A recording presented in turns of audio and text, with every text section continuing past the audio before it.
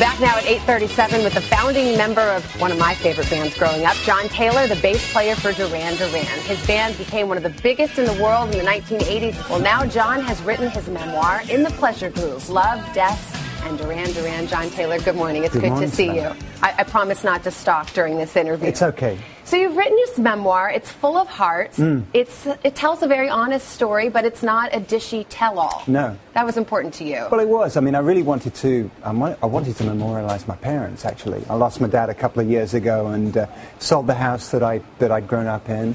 I wanted to talk about growing up in Birmingham in the '60s and the '70s, meeting Nick. I also wanted to talk about the last sort of few years, getting sober. And, of course, the crazy years, the first, particularly the early 80s, the fun part of the 80s, which was a really creative and dynamic time, I think, for pop culture. It is, in a way, a love letter to your parents. You talk about your childhood.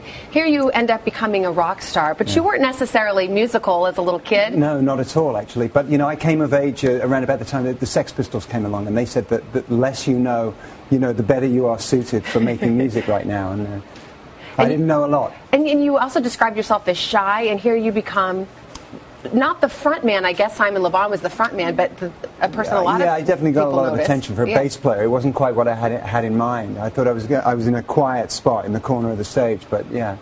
So you were in a moment in the 80s when videos were the thing, and this band really captured and embodied that moment. When we look at Rio or Hungry Like the Wolf, what we're looking at right here, I mean, were there teams of stylists and producers? Is this all you guys? No, they were done really cheaply. I mean, Rio we were on vacation. The four of us had gone on a vacation to an Antigua together, and then a film crew came and just jumped on the back of our vacation. Sri Lanka, we stopped off on the way to Australia. I mean, they were made on a shoestring, those videos. You mentioned a couple of moments ago your struggle with addiction. This was the 80s. You were the hottest rock star in the world. There must have been temptation everywhere. There was temptation everywhere, yes. But, I mean, for the most part, it was, I mean, you just get involved. I mean, part of the telling of the story was like, I think in a way, if you'd have been there, you'd have done it too. I mean, I had a wonderful upbringing. My parents were fabulous, but nothing could have prepared me quite for the madness that came along around about 1983, I think it was. I think it's so interesting what you ultimately conclude about what caused you to fall into that. You said you were basically battling crushing loneliness, and you write, I'm trying to live away from home, live on the road, live out of suitcases and tour buses and hotel rooms, and not die of loneliness. I missed home. I missed mom and dad.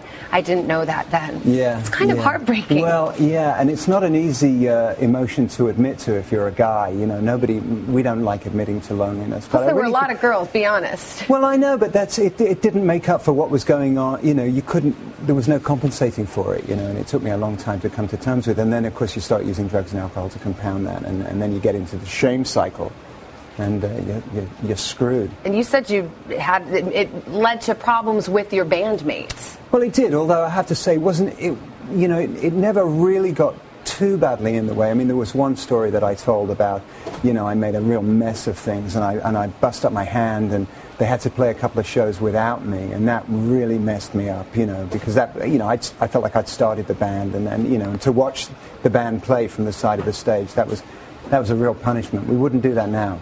How do you look on that time now? I mean, there was that moment where you couldn't sit and try to eat lunch without little teenage girls staring at you. Yes, and stealing your plastic fork. I mean, I guess I just wonder how you feel about it that time now. I feel great about it. I feel so proud to be a part of something that has had, has been impactful in so many people's lives. And I think if you're like a mole, we have them everywhere. We go and we've got friends.